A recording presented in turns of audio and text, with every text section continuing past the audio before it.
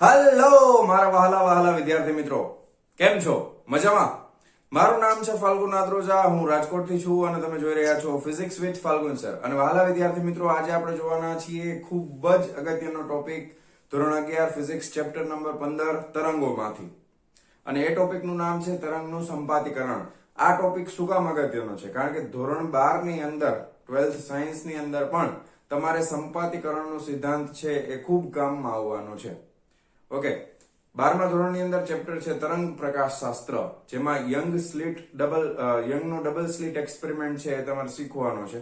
અને એ ટોપિકની અંદર વ્યતિકરણ નામનો ટોપિક આવશે કે જે તમે જો અત્યારનો કન્સેપ્ટ તમારો ક્લિયર હશે તો 12th સાયન્સ ની અંદર તમને ખૂબ જ ઇઝીલી સમજાઈ જશે. બરાબર? તો આજનો લેક્ચર ફૂલ કોન્સન્ટ્રેશન ની સાથે વ્યવસ્થિત રીતે જોવાનો છે.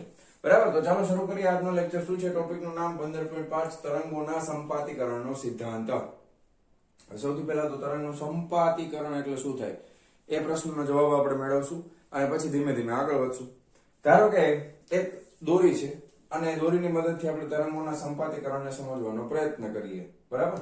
ધારો કે અહીંયા આગળ આપણે એક દોરી રાખી દઈએ. આ દોરી છે.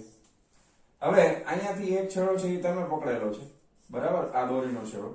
અને સામે દિવાલ નથી, પણ એક તમારો ફ્રેન્ડ અથવા તો તમારી બેનપણી દોરીને પકડીને ઉભા છે. તમે ઉભા છો અહીંયા, તમારો ફ્રેન્ડ અથવા બેનપણી જે હોય તે એ અહીંયા ઉભા છે. અને તમે અહીંયાથી દોરીને ઝટકા મારો છો આ રીતે, અને સામેથી તમારો ફ્રેન્ડ છે અથવા બેનપણી જે હોય તે, ઘણાને કાન ચમકી ગયા છે, એ પણ આ રીતે ઝટકા મારે છે. બરાબર? અને અહીંયાથી તરંગ ઉત્પન્ન થવાનું ચાલુ કરશે. અહીંયાથી તરંગ આ બાજુ ઉત્પન્ન થવાના ચાલુ થાય અને અહીંયાથી તરંગ આ બાજુ ઉત્પન્ન થવાના ચાલુ થાય. બરાબર?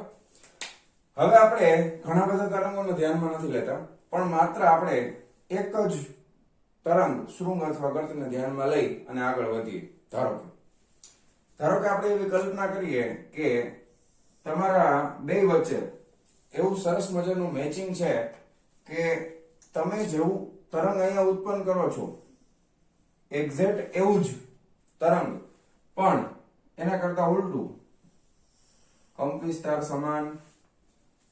બરાબર? તરંગની ઝડપ સમાન, કંપવિસ્તાર પણ સમાન. કંપવિસ્તાર બધું યાદ છે ને કે ભૂલી ગયા? બાપા સીતારામ.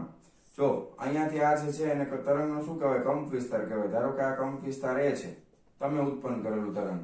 તમારા ફ્રેન્ડે ઉત્પન્ન કરેલું તરંગ છે, એનો કંપવિસ્તાર પણ એ જ છે. જો બેનો કંપવિસ્તાર સરખો છે. હવે અહીંયા આગળ જે ખૂણો બને, એટલે કે આની જે લંબાઈ હોય એવડી જ લંબાઈ આની છે. બેની લંબાઈ પણ સરખી જ છે, એટલે બધી જ વસ્તુઓ સમાન થશે. હવે આ તરંગ છે એ તમે ધન x દિશામાં આગળ વધારો છો અને તમારા ફ્રેન્ડે અથવા બેનપણીએ જે તરંગ ઉત્પન્ન કર્યું છે એ આ તરફ આગળ વધે છે, એટલે -x દિશામાં આગળ વધે છે. હવે જેમ જેમ સમય પસાર થતો જશે એમ એમ આ તરંગો આગળ ગતિ કરવાનું ચાલુ રાખશે. બરાબર? હવે એક સમય એવો આવશે કે આ બંને તરંગો સાવ એકબીજાની નજીક આવતા રહેશે, એટલે એક અહીંયા આવી ગયું તો બીજું અહીંયા આવી જશે આમ. પણ જેવા બે એકબીજામાં ભેગા થાય તો શું થશે?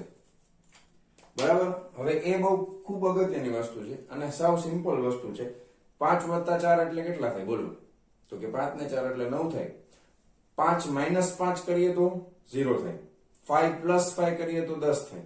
કંઈક એના જેવો સરળ અહીંયા આપણે કરવાનો છે.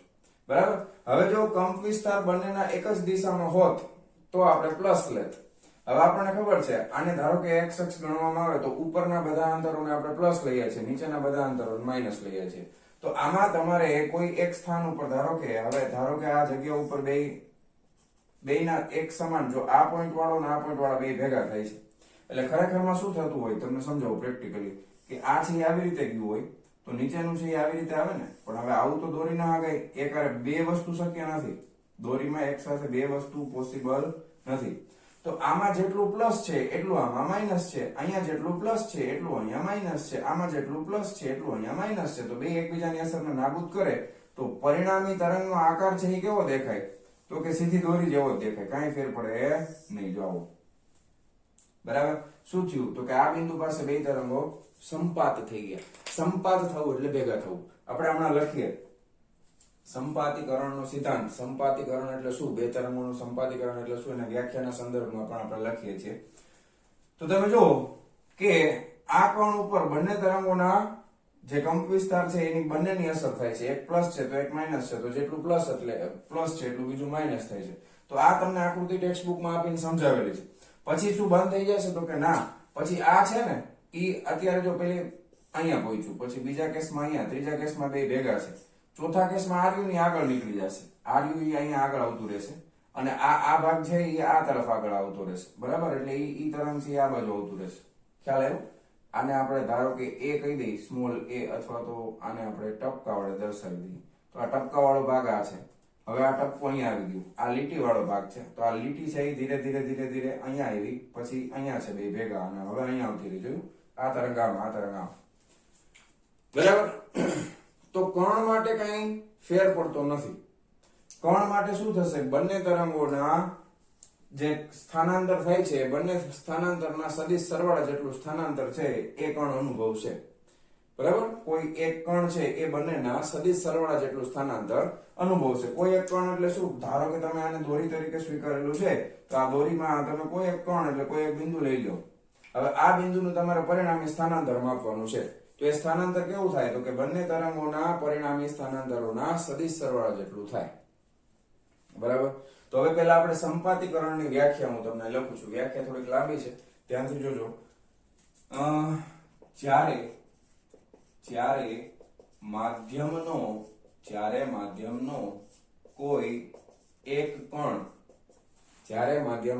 કોઈ એક કણ બે કે બેથી વધારે તરંગોની અસર હેઠળ આવે, એનો મતલબ શું?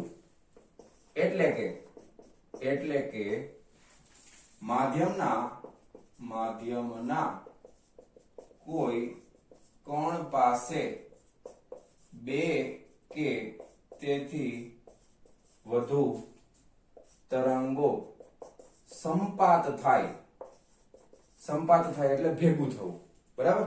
આ તરંગ આમથી આવ્યું, આ તરંગ આમથી આવ્યું, અમુક આ બિંદુ પાસે અમુક સમય બંને તરંગો શું થશે? ભેગા થશે. એટલે બંને તરંગોનું શું થયું? સંપાતીકરણ થઈ ગયું કહેવાય. તો ફરીથી, જ્યારે માધ્યમનો કોઈ એક કણ બે કે તેથી વધારે તરંગોની અસર હેઠળ આવે, એટલે કે માધ્યમના કોઈ કણ પાસે બે કે તેથી વધુ તરંગો સંપાત થાય, ત્યારે તે કણનું પરિણામી સ્થાનાંતર દરેક સ્વતંત્ર તરંગના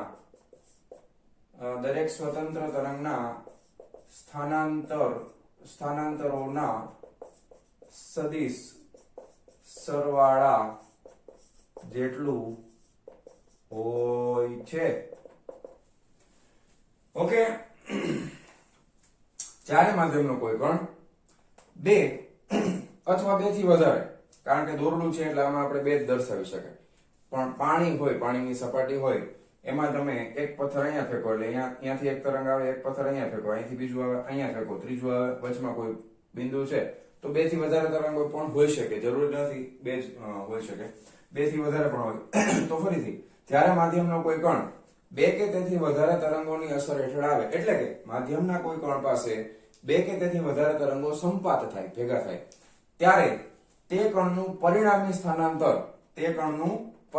સ્થાનાંતર દરેક તરંગથી ઉદ્ભવતા સ્થાનાંતરોના સદિશ સરવાળા બરાબર હોય છે. સમજાઈ ગયું? વ્યાખ્યા. તો આને કહેવાય તરંગોનું સંપાતીકરણ. શું કહેવાય? તરંગોનું સંપાતીકરણ. હવે આ તરંગોનું સંપાતીકરણ આપણે વ્યાખ્યાના સંદર્ભમાં સમજવાનું છે. ટૂંકમાં કહીએ ને તો આના ઉપર બીજી કોઈ અસર થાય નહીં. એકનું સ્થાનાંતર વધતા બીજાનું સ્થાનાંતર વધતા ત્રીજાનું, જેટલા સ્થાનાંતર આવે બધાનું શું કરવાનું હોય? સદિશ સરવાળો કરવાનો, બીજું કઈ કરવાનું છે નહીં. ધારો કે આપણે એવી કલ્પના કરીએ કે આપણે હવે આમાં તમે જે તરંગો લીધા છે એવું જરૂરી નથી બે એક ધન x દિશામાં જતું હોય, એક ઋણ x દિશામાં જાય. બંને ધન x દિશામાં પણ જઈ શકે, બંને ઋણ x દિશામાં પણ જઈ શકે, એક જ દિશામાં પણ ગતિ કરતા હોય એવું પણ બની શકે, બરાબર. બે વચ્ચે પ્રારંભિક કળા નો કઈક તફાવત હોય પણ ખરા, નો પણ હોય, જરૂરી કઈ છે નહીં, બરાબર. દાખલા તરીકે આપણે બે તરંગોના સ્વતંત્ર સ્થાનાંતર દર્શાવ્યું.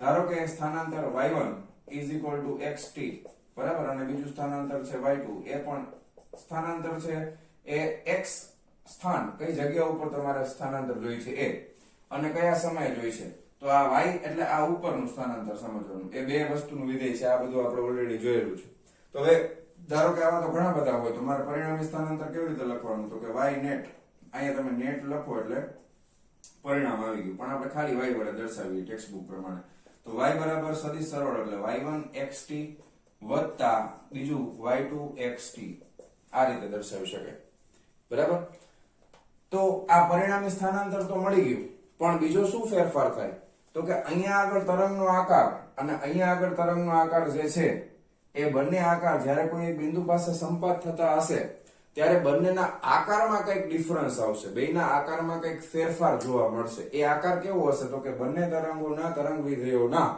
હવે હું શબ્દ પ્રયોગ બીજો કરું છું બંને તરંગોના તરંગ વિધેયોના સદિશ સરવાળા જેટલો હોય છે બંને તરંગોના તરંગ વિધેયોના સદિશ સરવાળા જેટલો હોય છે તરંગ વિધેય એટલે શું તો કે અહીંયા આપણે જે y1 છે હવે આમાં થોડું ગણિતનો ઉપયોગ થશે y1 બરાબર f1 એટલે વિધેય f1 એટલે function y1 f1 x vt બરાબર x vt v એટલે વેગ છે બરાબર તરંગ ગતિ કરતો હશે એટલે એનો કંઈક વેગ હશે વેગ ગુણ્યા સમય કરો એટલે સ્થાનાંતર થાય તો એ સ્થાનનું વિધેય થઈ ગયું આ f એટલે ફંક્શન ફંક્શન એટલે વિધેય આ સ્થાનાંતર છે સ્થાનાંતર છે એ કોનું વિધેય છે તો કે એમાં આ જે સ્થાન કયા સ્થાન ઉપર આવેલો છે એનું અને સમયનું વિધેય છે તો f એટલે ફંક્શન એટલે વિધેય તો આ તમારે ખાલી અમુક સ્ટેપ જ યાદ રાખવાના છે દાખલા તરીકે બીજા તરંગ માટેનું આપણે તરંગ વિધેય આપણે લખતા હોય તો y2 બરાબર f2 x vt એવી જ રીતના તમે ડોટ ડોટ ડોટ કરીને yn માં કર્ણનું લખો તો fn x vt આવું થાય તો બધા તરંગોના લીધે પરિણામી સ્થાનાંતર કેટલું થાય તો કે y બરાબર y1 y2 dot dot dot વત્તા yn આ બધાના સદિશ સરવાળા જેટલું થાય તો બધાનો સદિશ સરવાળો હું અહીંયા લખું તો કેટલો થાય તો કે પહેલા માટે તમે બધા માટે f1 f2 આ રીતે લખતા જશો તો f1 x vt f2 x vt sorry yt ની vt dot dot dot fn x vt હવે આને મારે ગણિતની ભાષામાં લખવું હોય તો કઈ રીતે લખી શકાય બધાનો સરવાળો છે સરવાળા માટે સંજ્ઞા છે સિગ્મા શું છે સંજ્ઞા સિગ્મા એટલે સરવાળો i બરાબર 1 થી લઈને n સુધી 1 થી લઈને n સુધી બરાબર છે અહીંયા આવી જશે fi બસ પૂરું થઈ ગયું અંદર તો એમનો છે x vt તો આ રીતે આના ઉપરથી શું નક્કી થાય તો કે આના ઉપરથી તરંગનો આકાર નક્કી થાય પરિણામી તરંગનો આકાર એટલે બે જ્યાં સંપાત થાય છે ત્યાં આકાર કેવો જનરેટ થશે એ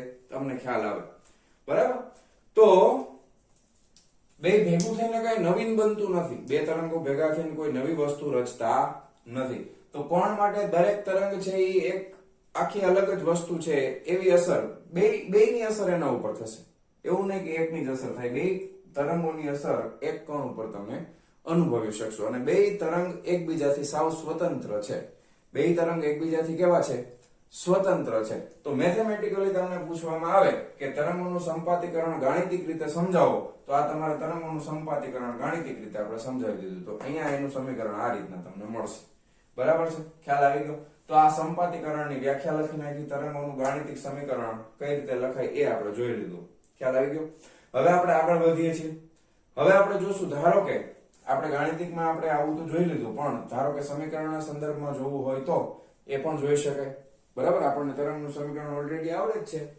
આવડે છે ને બોલો આ કે ના હવે ફટાફટ એક કામ કરો વિડિયો પોઝ કરીને તમારે આમાંથી લખવું હોય તો લખી નાખો આ રીતની વ્યાખ્યા ટેક્સ્ટ બુકમાં લખેલી નથી બરાબર રેફરન્સ બુકમાં આપેલી છે તમારે લખવી હોય તો આમાંથી લખી શકો રેફરન્સ બુક યુઝ કરતા હોય તો મને કોઈ વાંધો નથી એમાંથી લખશો તો પણ કઈ વાંધો નથી આ જ રીતની આવશે ચાલો જવા દો કન્ફર્મ પાકું ચાલો બહુ સરસ વેરી ગુડ હવે આને આપણે જવા દઈએ હવે આપણે મેથેમેટિકલી પ્રૂફ કરશું બરાબર અને આગળ વધીએ મેથેમેટિકલી જોઈએ શું થાય છે સંપાતીકરણના લીધે થાય છે શું ભાઈ બરાબર બહુ સરસ હવે સંપાતીકરણ આપણે જોયું હવે એમાં આપણે મેથેમેટિકલી થોડુંક આગળ વધશું ધારો કે આપણે એવું ધારી લઈએ કે બે તરંગો છે બરાબર છે બે તરંગો છે આપણે પહેલા એવું ધારી લઈએ કેટલા તરંગો છે તો કે બે તરંગો હવે આ બંને તરંગો છે એ કઈ દિશામાં ગતિ કરે છે તો કે બંને તરંગો છે એ ધન x દિશામાં ધારો કે ધન x દિશામાં ગતિ કરે છે બરાબર. પછી હજી આપણે કંઈક ધારવું છે. તો શું ધારીએ? તો કે ધારો કે આપણે એવું ધારી લઈએ કે બંને તરંગો માટે બંનેના k સમાન છે. હવે k એટલે શું થાય? તરંગ સંખ્યા. યાદ છે ને? k એટલે શું થાય? તરંગોની સંખ્યા. બંને તરંગોના k સમાન છે. પછી બીજું આપણે એવું ધારી લઈએ કે બંને તરંગો છે, બંને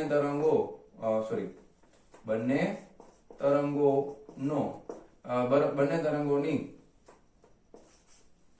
આવૃત્તિ અથવા તો કોની આવૃત્તિ કયો તો પણ વાંધો નથી, આવૃત્તિ સમાન છે. આવૃત્તિ એટલે ઓમેગા, બરાબર છે, સમાન છે. આ પણ સમાન છે, કે સમાન છે અને આવૃત્તિ સમાન છે. હવે ઓમેગા અને કે બે સરખા હોય ને તો ઓટોમેટિકલી તો બંનેનો વેગ પણ સમાન જ થાય. વેગ પણ સમાન જ થશે. શું કામ વેગ સમાન થાય? ઘણે કહેશે એવું કેમ? તો વેગ v બરાબર f લેમ્ડા છે. વેગ v બરાબર શું છે? f lambda. f એટલે આવૃત્તિ છે, બરાબર. હવે અહીંયા તમે કોની આવૃત્તિ લખ્યું છે? બરાબર, ઓમેગા લખ્યું છે, પણ અહીંયા આપણે ખાલી આવૃત્તિ લખ્યું છે. તમને ઓમેગા અને f વચ્ચેનો સંબંધ તો ખબર જ હશે, બરાબર. તો અને લેમ્ડા એટલે તરંગ લંબાઈ છે, બરાબર. લેમ્ડા એટલે શું છે? તો કે તરંગ લંબાઈ. તો બંનેનો વેગ સમાન થશે, કારણ કે k બરાબર શું થાય? તો કે 2π લેમ્ડા થાય. k સમાન છે તો લેમ્ડા ઓટોમેટિક સમાન થઈ ગયું, બરાબર. અને આવૃત્તિ સમાન છે તો વેગ સમાન થઈ ગયો. k બરાબર 2π લેમ્ડા એટલે 2π લેમ્ડા માં તમે જોઈ શકો છો કે મેં તો ઓલરેડી કહી દીધું k સમાન છે એટલે લેમ્ડા સરખો થાય. લેમ્ડા બીજું મેં કહી દીધું કે બંને તરંગોની આવૃત્તિ એટલે આ f સમાન છે. હવે f સમાન હશે તો વેગ સમાન થઈ જશે, કારણ કે લેમ્ડા તો બેનો સરખો હતો તો વેગ બદલાય નહીં. ખ્યાલ આવી ગયો? ટૂંકમાં બધું સરખું જ છે, બરાબર. પરંતુ હવે કઈક તફાવત તો જોશે ને. બે સરખા છે એવું આપણે કરીએ એના કરતા કઈક તફાવત હવે લખી નાખીએ. ધારો કે બીજા તરંગની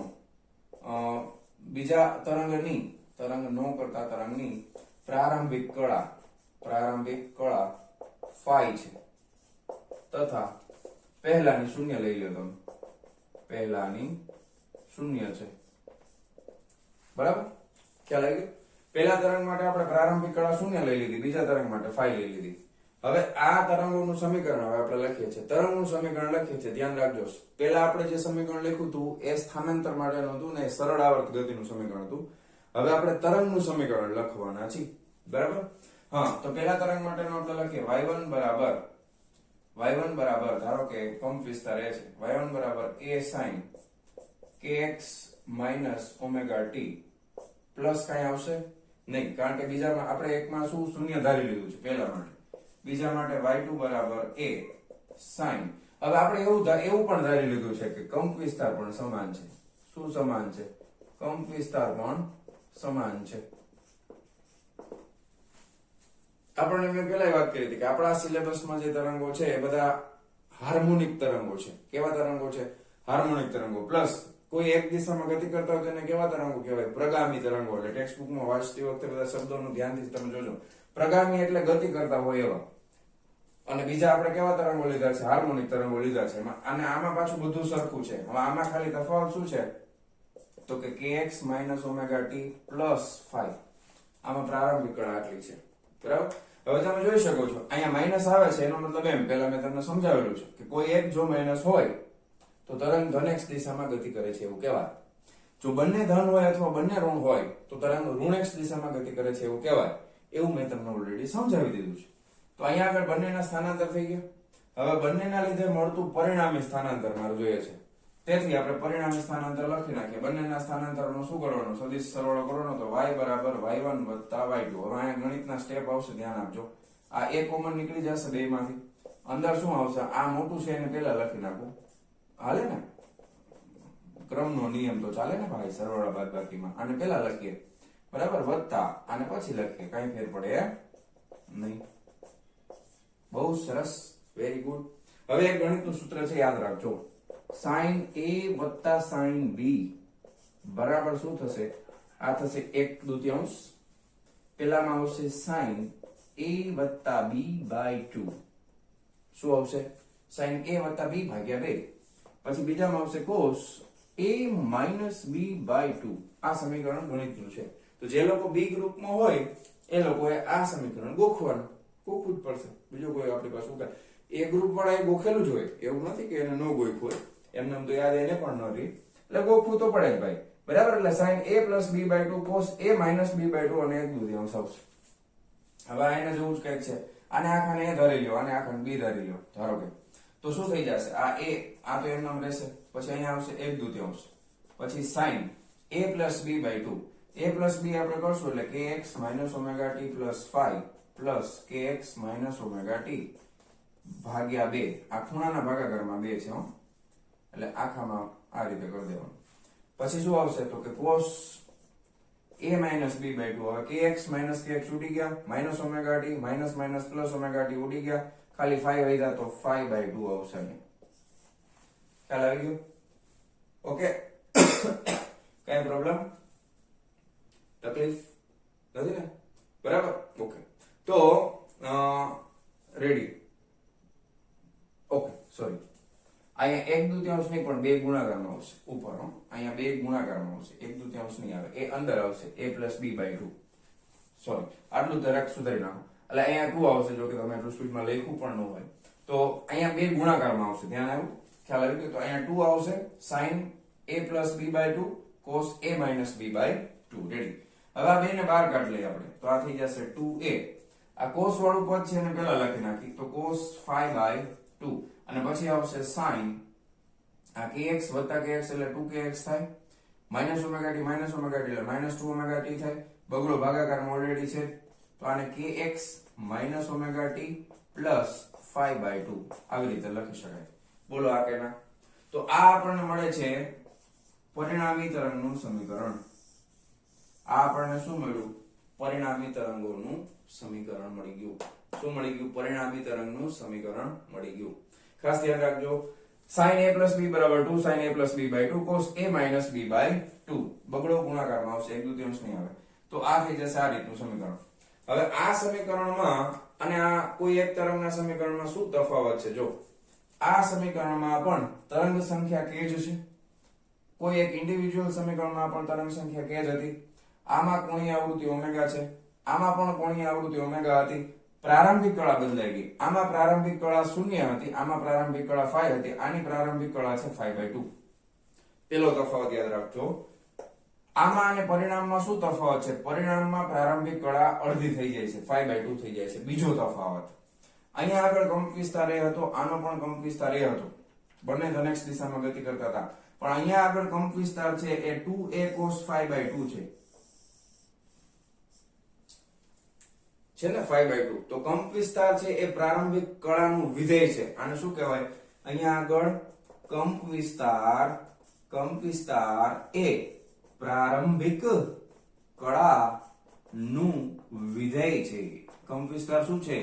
પ્રારંભિક કળાનું વિધેય, કારણ કે આ 5 છે એ પ્રારંભિક કળા છે, તો અહીંયા આગળનો કંપ વિસ્તાર એ પ્રારંભિક કળાનું વિધેય છે. આમાં એવું કઈ હતું નહીં, કંપ વિસ્તાર છે પ્રારંભિક કળાથી સ્વતંત્ર હતો, જ્યારે અહીંયા કંપ વિસ્તાર છે પ્રારંભિક કળાનું શું છે? વિધેય છે. બરાબર? ક્લિયર છે આટલી વસ્તુ? ઓકે. તો આ તરંગ છે એ પણ ધનેક્ષ દિશામાં જ ગતિ કરે છે, પ્રારંભિક કળા 5/2 છે, અને કંપ વિસ્તાર છે એ પ્રારંભિક કળાનું વિધેય છે. પ્રારંભિક આને આ રીતે તમે લખી શકો. બરાબર? તો હવે તમારે આમાં લખવું હોય તો તમે લખી શકો કે આના માટે કંપ વિસ્તાર છે પ્રારંભિક કળાનું વિધેય છે, એટલે a5 ટેક્સ્ટ બુકમાં તમે જોશો, એટલે આ કંપ વિસ્તારને તમે આ રીતે લખી શકો, a5 બરાબર 2a cos 5/2. પેલી વસ્તુ બરાબર છે. પછી પ્રારંભિક કળા, આના માટે પ્રારંભિક કળા તમારે લખવી હોય તો પ્રારંભિક કળા તમારે લખવી હોય તો 5 બરાબર 5 આવું 5 ન લખે પણ 5 ધારો, તો પ્રારંભિક કળા કેટલી થઈ જશે? 5/2 થઈ જશે. બાકી બધી વસ્તુ આમાં સમીકરણમાં સરખી જ છે. ખ્યાલ આવી ગયો? હવે આ સૂત્ર ઉપરથી ખૂબ જ અગત્યની વસ્તુ આપણે શીખવાની છે. બરાબર? હવે એ શું છે એ હું તમને સમજાવું છું. એક શબ્દ આવે છે વ્યતિકરણ. ટેક્સ્ટ બુકમાં ડાયરેક્ટ લખી નાખ્યો છે, પણ તમારે યાદ રાખવાનું છે, હવે જગ્યા ઓછી છે એટલે આ વસ્તુ હું જવા દઉં છું. આ સિમ્પલ તમને સમજાઈ ગયો છે સરળતાથી. હવે આપણે જે શબ્દ યાદ રાખવાનો છે 12મા ધોરણ માટે, એ શબ્દ તમને લખાવું, આ જવા દઉં છું. ચાલો જવા દઉં. રેડી. એ શબ્દનું નામ છે વ્યતિકરણ. બરાબર? એ શબ્દ શું છે? તો કે વ્યતિકરણ. વ્યતિકરણ એ શબ્દ છે વ્યતિકરણ. બરાબર. વ્યતિકરણ એટલે શું થાય તો કે સંપાતીકરણનો સિદ્ધાંત અને વ્યતિકરણમાં બહુ તફાવત નથી.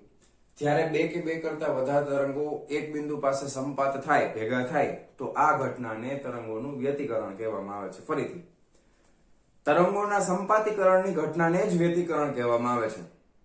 બે તરંગો કોઈ એક બિંદુ પાસે ભેગા થાય, આ ઘટનાને જ વ્યતિકરણ કહેવામાં આવે છે. તો શબ્દથી પરિચિત થઈ જાજો ખાસ, કારણ કે 12મા ધોરણની અંદર ફરી પાછો આવશે વ્યતિકરણ. એમાં બીજા પણ ઘણા બધા શબ્દો આવશે, વિવર્તન ને એ બધું, પણ અત્યારે વ્યતિકરણ યાદ રાખો. વ્યતિકરણ એટલે શું તો કે બે કે બે થી વધારે તરંગો એક બિંદુ પાસે ભેગા થાય તો બનતી ઘટનાને વ્યતિકરણ કહેવામાં આવે છે. હવે વ્યતિકરણ છે એના બે પ્રકારો છે. વ્યતિકરણના બે પ્રકારો છે. એ પ્રકારો આપણે યાદ રાખશું. પહેલું છે સહાયક વ્યતિકરણ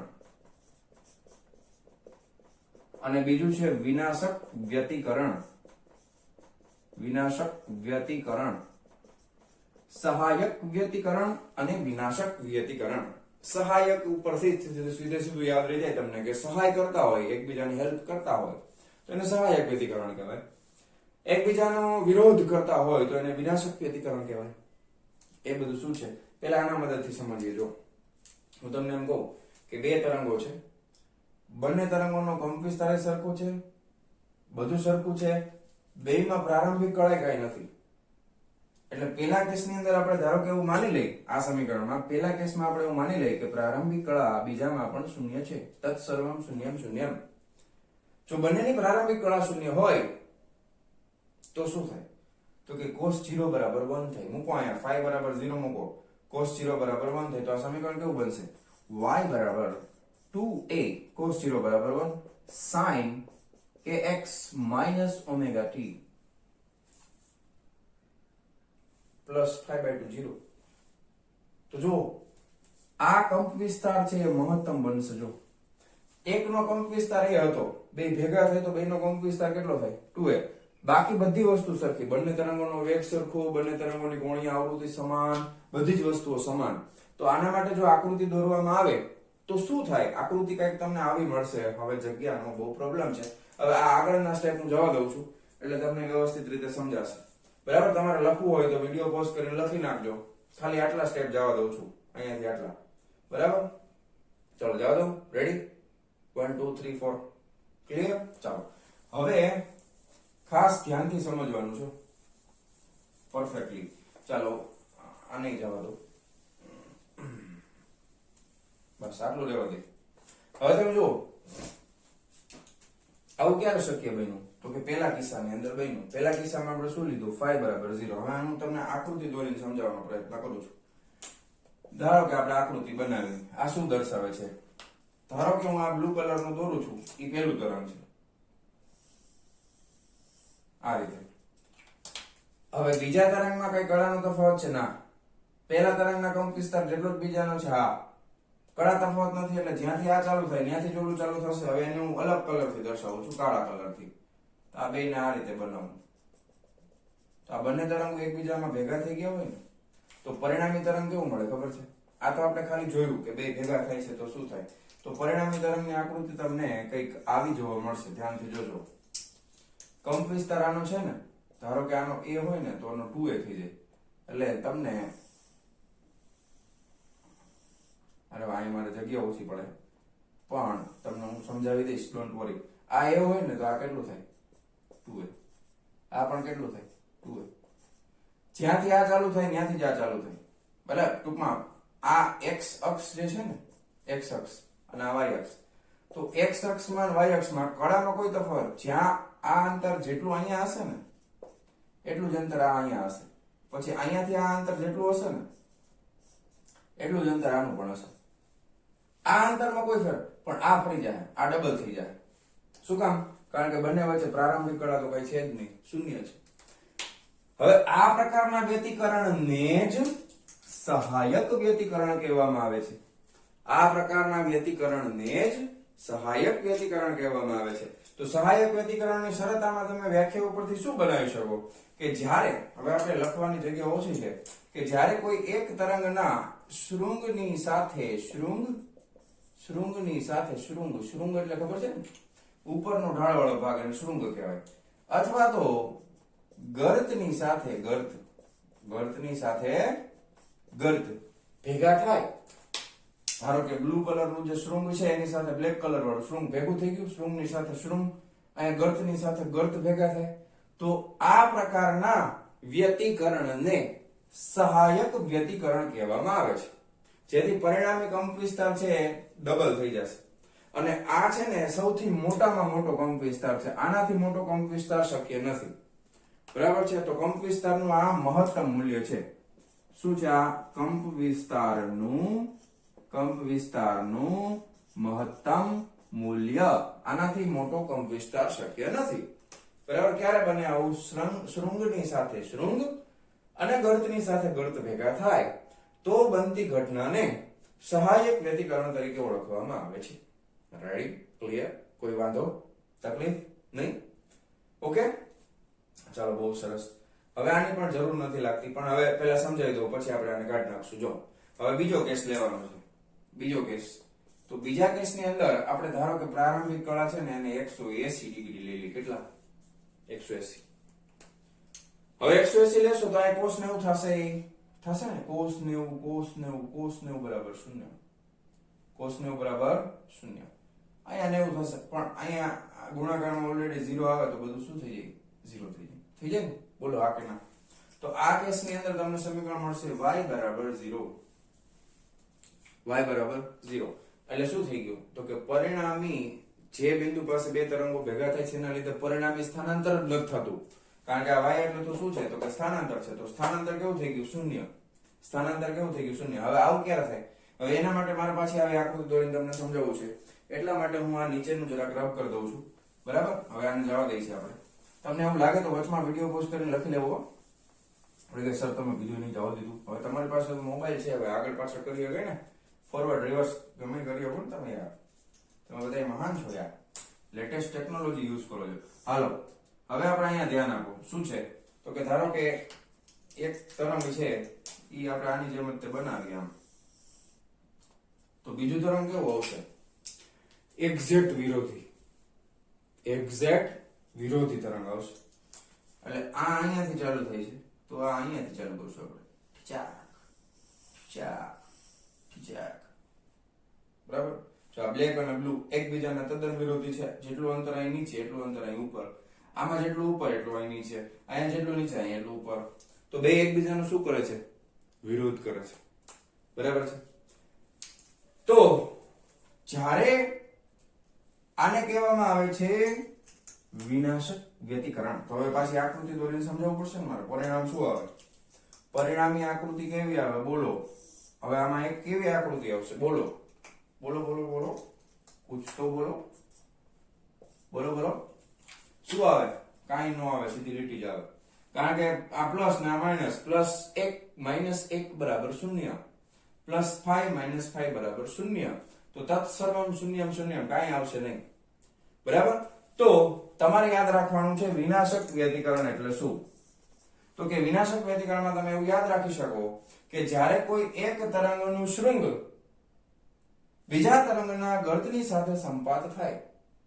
ફરીથી, જ્યારે કોઈ એક તરંગનું શૃંગ બીજા તરંગના ગર્તની સાથે સંપાત થાય એટલે ભેગું થાય. જ્યારે કોઈ એક તરંગનું શૃંગ બીજા તરંગના ગર્તની સાથે સંપાત થાય ત્યારે બનતી ઘટનાને વિનાશક વ્યતિકરણ કહેવામાં આવે છે. ફરીથી, જ્યારે કોઈ એક તરંગનું શૃંગ બીજા તરંગના ગર્તની સાથે સંપાત થાય તો બનતી ઘટનાને વિનાશક વ્યતિકરણ તરીકે ઓળખવામાં આવે છે. બરાબર છે? રેડી? તો આને કહેવામાં આવે છે વિનાશક વ્યતિકરણ. આને કહેવામાં આવે છે સહાયક વ્યતિકરણ. રેડી? તો આજના લેક્ચર માટે આપણે આટલું રાખશું. તરંગોના સંપાતીકરણનો સિદ્ધાંત ફરીથી એકવાર રિવાઇઝ કરી દઈએ. જ્યારે કોઈ એક બિંદુ પાસે બે કે બેથી વધુ તરંગો સંપાત થાય, બરાબર, અથવા તો કોઈ એક બિંદુ પાસે બે કે બેથી વધુ તરંગો છે ભેગા થાય, અથવા તો માધ્યમનું કોઈ એક કણ બે કે બેથી વધુ તરંગોની અસર હેઠળ આવે, ત્યારે તે કણનું પરિણામી સ્થાનાંતર તે દરેક તરંગોના સ્વતંત્ર સ્થાનાંતરોના સદિશ સરવાળા જેટલું હોય છે. આને કહેવામાં આવે છે સંપાતીકરણનો સિદ્ધાંત. આને કહેવામાં આવે છે સંપાતીકરણનો સિદ્ધાંત. 12મા ધોરણ માટે ખૂબ અગત્યનું છે. બે કે બે થી વધારે તરંગો ભેગા થાય. બરાબર છે. પછી આપણે એને ગાણિતિક રીતે સમજાવવાનું છે. y1 બરાબર xt, y2 બરાબર xt બધા ભેગા કરો તો y બરાબર y1 વત્તા y2 સદિશ સરવાળો આપણે કરવાનો છે. પછી બીજું એનો આકાર કેવો હોય તો આકાર માટે આપણે એને તરંગને વિધેયના સ્વરૂપમાં લખવું પડશે. એટલે y1 બરાબર f1 x minus vt, y2 બરાબર f2 x minus vt બધાનો સદિશ સરવાળો કરો એટલે y બરાબર y1 વત્તા y2 પ્લસ yn સુધી આવી જશે. બરાબર છે. પછી ખાસ આપણે ગાણિતિક રીતે સમજાવવાનું કે ધારો કે બંને તરંગો ધન x દિશામાં જતા હોય, બંનેની પ્રારંભિક કળા પણ બંનેનો વેગ સરખો હોય, બંનેની તરંગ લંબાઈ સરખી હોય, બંનેની તરંગ સંખ્યા સરખી હોય, ખાલી કળામાં તફાવત હોય, એકમાં 0 હોય અને બીજાની 5 હોય અને બેને ભેગા કરીએ તો પરિણામ શું મળે? તો બેનો સદિશ સરવાળો આપણે કેમ કરવું એ સમીકરણ આપણે સાબિત કરી દીધું. સમીકરણ ઉપરથી આપણે પરિણામી કંપ વિસ્તાર છે, પ્રારંભિક કળાનું વિધેય છે એવું સમજાવી દેવાનું. ખાસ એક ગણિતનું સમીકરણ યાદ રાખશું, sin a વત્તા sin b બરાબર શું થશે? તો કે 2 sin a plus b by 2 into cos a minus b by 2 સમીકરણ થશે. એના ઉપરથી આપણને સૂત્ર મળશે. એ બધી વસ્તુ આપણે જોઈ. પછી એના ઉપરથી આપણે સમજાવવાનું કે જો પ્રારંભિક કળા શૂન્ય હોય તો એને સહાયક વ્યતિકરણ કહેવામાં આવે છે. જો પ્રારંભિક કળા છે એ પાઈ હોય, બરાબર છે, પાઈ હોય એટલે 180 ડિગ્રી હોય એટલે બે વ્યસ્ત થઈ જાય. તો પાઈ હોય તો એને વિનાશક વ્યતિકરણ કહેવામાં આવે છે. એના માટેની આકૃતિ આપણે યાદ રાખશું. બરાબર. તો આજનો લેક્ચર આપણે અહીંયા પૂરો કરીએ છીએ. મળીએ છીએ નેક્સ્ટ વિડિયો લેક્ચરમાં આના પછીના ટોપિકની સાથે. ત્યાં સુધી આવજો.